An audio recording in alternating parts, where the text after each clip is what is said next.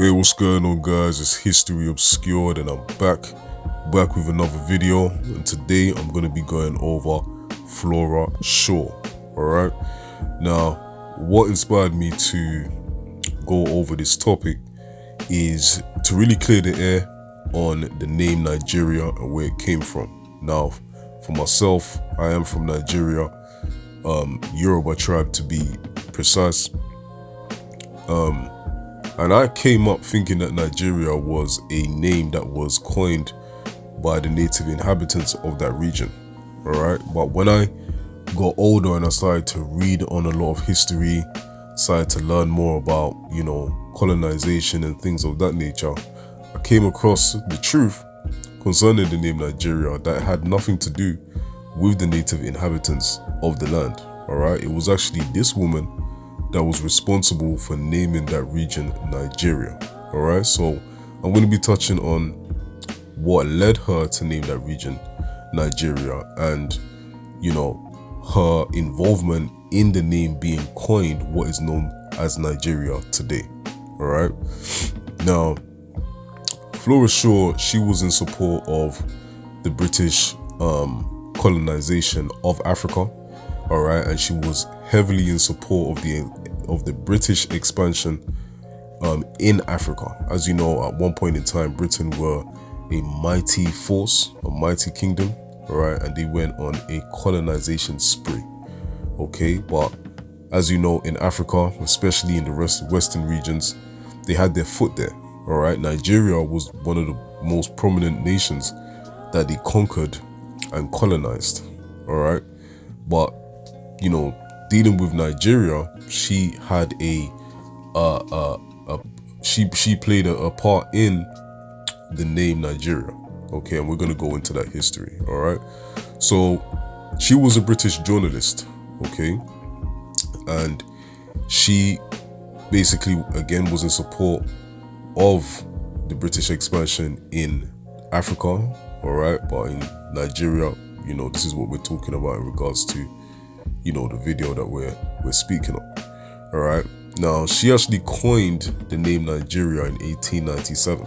Okay, but we are going to go more into why she named it Nigeria, because there is an origin as to why she called it Nigeria. It wasn't just something that she made up, or let me just think of a name and this is what I'm going to call this region. No, there was a reason behind it, and we're going to go into that. Alright, but prior to Nigeria being called Nigeria, the region consisted of hundreds of independent kingdoms. Alright, so you had city-states, you had ethnic nations, which, as an example, you had empires such as the Oyo Empire, you had the Benin Kingdom, you had the Sokoto Caliphate, you had many Igbo communities, Nupe kingdoms.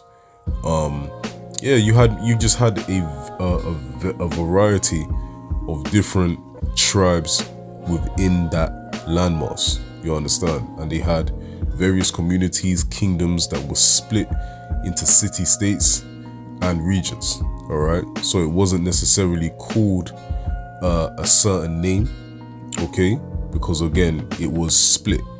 All right, and you had many different cultures and tribes that were split amongst that landmass.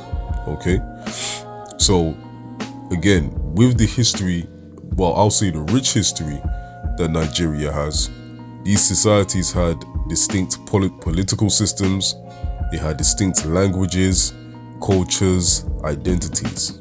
Okay, so we're talking about hundreds, all right, probably thousands. Okay, and these reports actually came from the Europeans, the British actually, that traveled there and witnessed this. Okay, because again, prior to colonization, what they would do is they would study the culture of the people, they would study the mindset of the people, they would do deep research to understand the mind of the people, okay, and their cultures and their traditions and everything like that. They would document this information. All right, and there I am going to go into a video where you have British explorers that speak on the greatness of the kingdoms in Africa and the things that they witnessed themselves, things that you won't ever learn about, okay? Showing you that there is a level of respect in regards to the way that we maintained ourselves in terms of our dignity, in terms of the might of these African kingdoms and the organization. All right, many of the things that the British observed in these African kingdoms, they adopted themselves. All right, so all the things that you learn about concerning Africa being poor and, you know, us being monkeys and things like that, that's all distorted information. All right, the truth, all right, is Africa, even to this day, obviously there is a lot of corruption, but from the time prior to Europeans coming in, they saw a lot of organization and many different skills and attributes that consisted of what made Africa in general a great continent. Okay, now going back to Flora Shaw, right? So Flora Shaw, she was born in 1852 and she became one of the most influential journalists in Britain. Okay, now she served as a colonial editor and was a strong supporter for British imperial expansion. All right, and many of her writings consistently promoted the expansion and the consolidation of the British Empire in Africa. Okay, so anything in relation to colonial efforts to basically take control of Africa, she was heavily in support of that. All right. Now, on January the 8th in 1897, Flora Shaw published an article in the Times discussing territories controlled by the Royal Niger Company. All right. And at that time, Britain controlled various regions around the Niger River. Now, it's actually pronounced the Niger River, but, you know, if you're not, you know, aware of that history, then you won't understand why it's pronounced Niger. Okay, but it's actually the Niger River. Okay. So again, Britain controlled various regions around the Niger River, but there was no agreed name for the vast territory. All right, so this is where it actually sparks from. When it comes to the various tribes and the regions around that area, all right, surrounding the Niger River, there wasn't a specific name that region went by. Okay, so the plan behind this was to think of a name to define that region. Okay, so this is where this actually comes from. This is what set the seed in Flora Shaw's mind, along with the colonists that traveled over there to colonize that land. All right, she was an adamant supporter, and she was there to contribute her efforts to help with British expansion in Nigeria. All right, so Flora Shaw, she actually proposed a new name called Nigeria, all right, which is known as Nigeria today. Okay, and the name was actually derived from the Niger River. All right, and it was intended to identify the British-controlled territories around it. So that was the name she proposed. All right, and the name so for many of you that may not know about the name Nigeria and where it comes from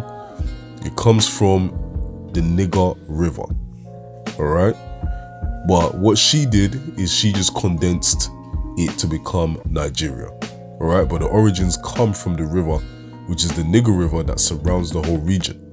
Okay, now what you have to understand is, again, her mindset was to figure out a way on how she could help British expansion, all right, and to make it easier for the British colonists to have a stable control when it came to the administration of Nigeria. All right, so she was in support of that. Okay, so again, many people may not know this. I know, you know, especially for Nigerians, there are many Nigerians that know about Flora Shaw. This information isn't common information. All right, because if you were to ask many Nigerians, do you know who Flora Shaw is? They'll probably tell you, we've never heard of this woman before. You understand? And that was me at a certain point. All right, but again, deep research is important. All right, now, when it came to the British authorities, they wanted to transform diverse African societies into a manageable colonial unit. So that was the reason as to why they named it, or they wanted to give it a specific name so they could make it manageable. You understand? Now, a single name actually helps to create a political identity that could be administered from London. All right, because the British Empire, they were interested, and this is the reason why they were interested in, you know, the common things that any colonizer would be interested in. All right, but the only way they could manage it well was by controlling the area by giving it one specific name. All right, but when it came to the British Empire, again, their plan was to again expand commercial access to palm oil, rubber, and many other resources that Nigeria are rich in. It was also important for them to control trade routes along the Niger River. All right, but one of the main things that they wanted to do as well was to prevent the French and German expanding in West Africa. All right, now again, although many European nations took part in the slave trade and, you know, having various colonies throughout Africa, there was competition. All right, and this is proof to show you that Britain didn't want no one interfering with any of their affairs when it came to them colonizing Nigeria. All right, but again, the most important aspect of them creating this colony was to create a centralized colonial administration. That was the main aspect, or one of the major aspects as to why they wanted to do that. Okay, and again, Flora Shaw, she played a big part in that. Okay, and that's what a lot of people may not understand. All right, that Nigeria, although they're rich in, you know, they have a rich culture, the traditions and the customs in Nigeria for most of the tribes are still somewhat intact. So the colonization is more so a fusion of European culture and African culture. All right, things like Christianity, again, which penetrated Africa on a different level, play a big part in Nigeria because it's a heavily Christian country. All right, and Islamic country too. Okay, showing you the result of the two slave trades that took place amongst Europeans and the Arabs. Okay, but again, it's just to show you the importance of why you must know this information. Okay, because many people will go with the name Nigeria thinking that was a term that was given by the natives of the land, not knowing that it was the plan of the British to colonize and oppress the people.